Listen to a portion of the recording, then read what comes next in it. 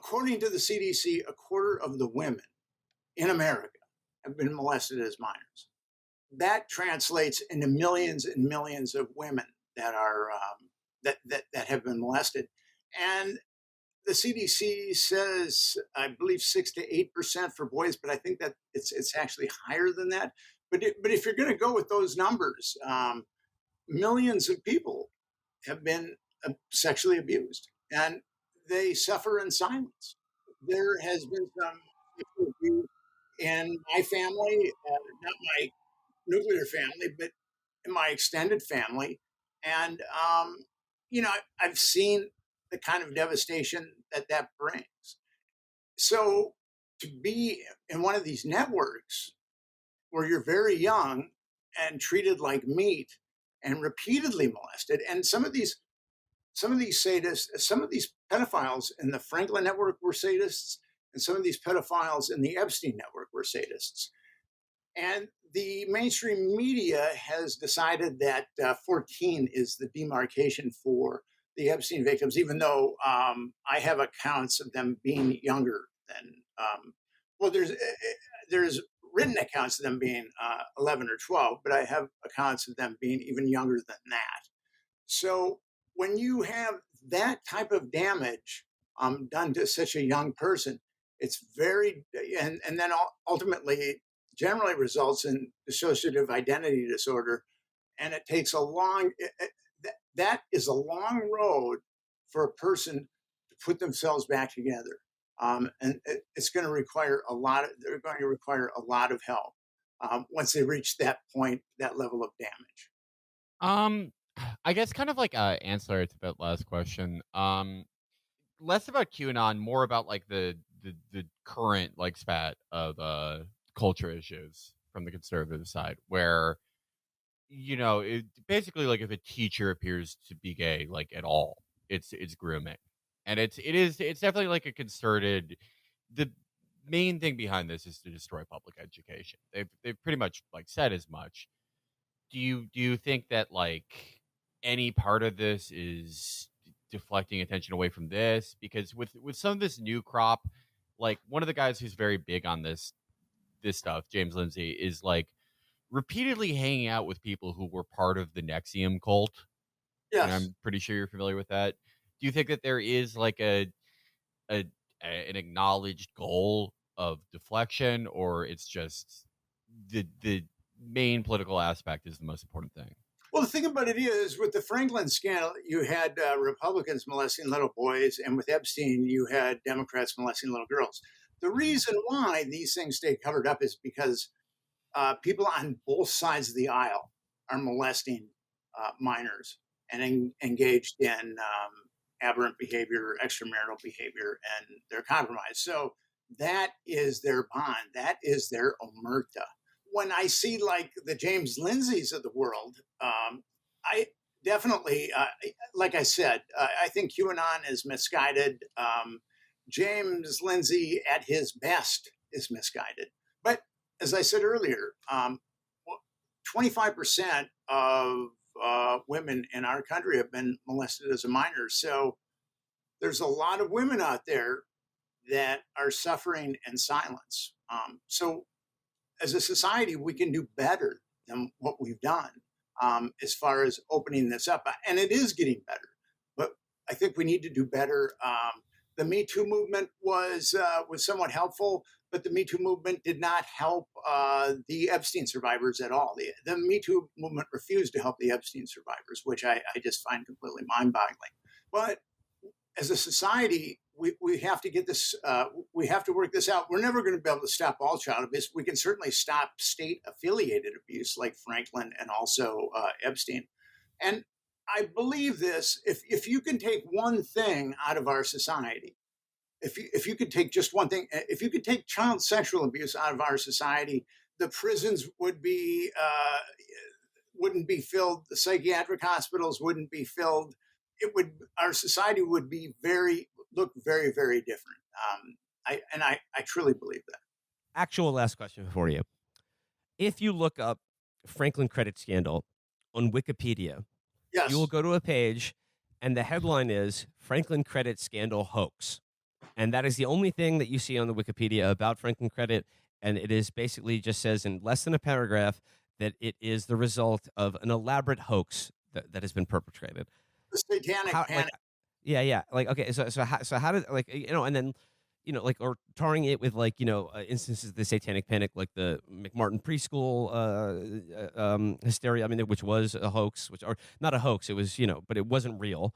Okay, how did this come to pass? And how is, like, Wikipedia is this kind of like public clearinghouse of information and knowledge? Like, I mean, like, certainly there is enough documentation to suggest that at the very least, what's being alleged here is not, or some, if not all of it, is not just made up, or how would such an elaborate hoax even be perpetrated at this point? So, like, because you just say briefly, like, or how did, like, the Wikipedia, or like the official clearinghouse of, like, public information, come to deem this story as a hoax? Wikipedia, when you get into certain political things, Wikipedia often takes a different stance than what is the reality.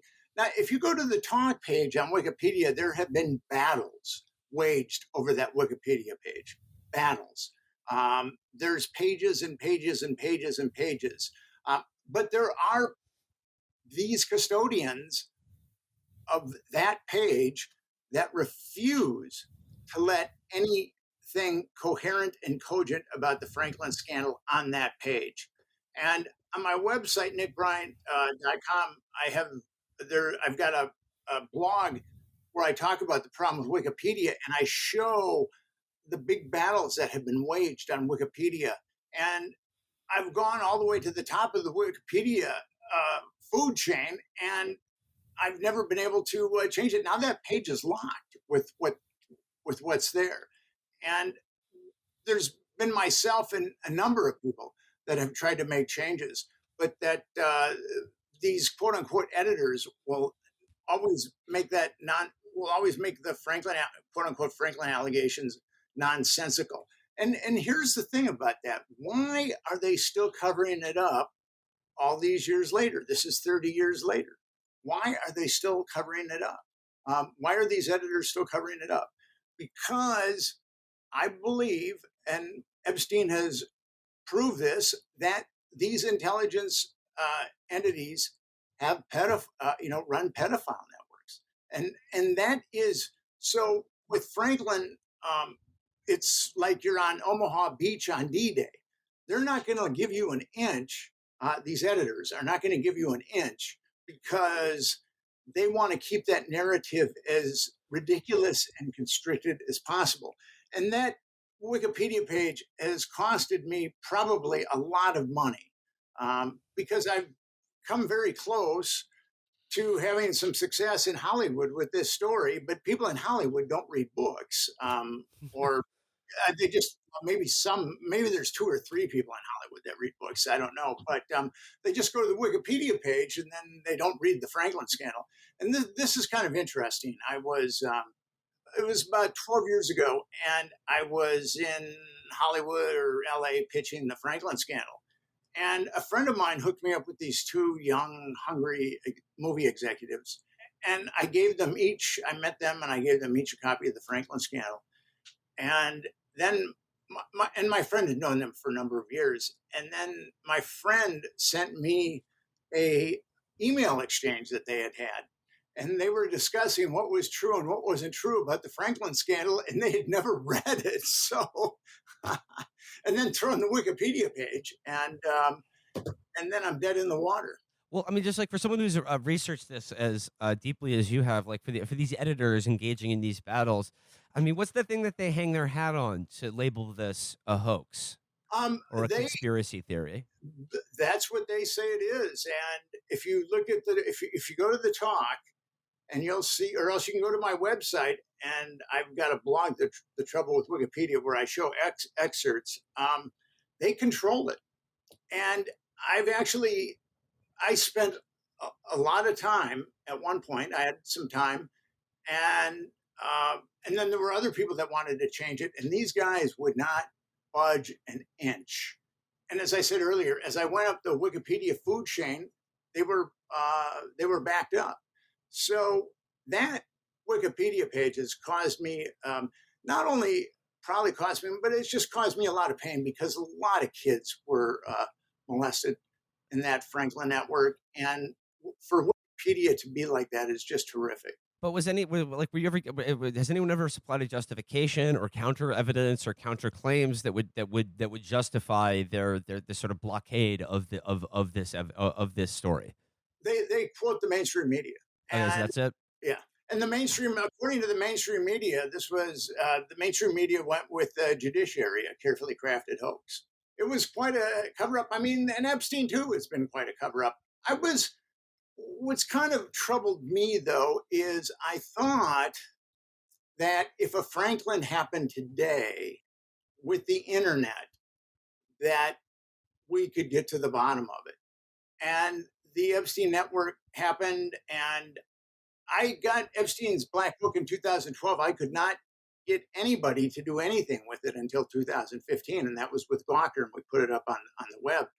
So this is the Epstein network has been covered up in broad daylight in the middle of America, and I find that extremely troubling. All right, I think that's a good place to leave it. Nick Bryant. The book is The Franklin Scandal. Nick, if people would like to read more of your reporting or listen to your podcast that's coming out, what should they do?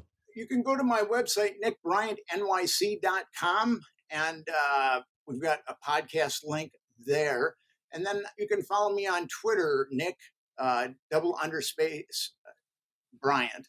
And I've written another book about sexual political blackmail, as I said earlier, the Confessions of a DC Madam. And I've got a book coming out this July about Watergate. And one of the things that people don't understand about Watergate is a major part of Watergate was the CIA sexual blackmail operation.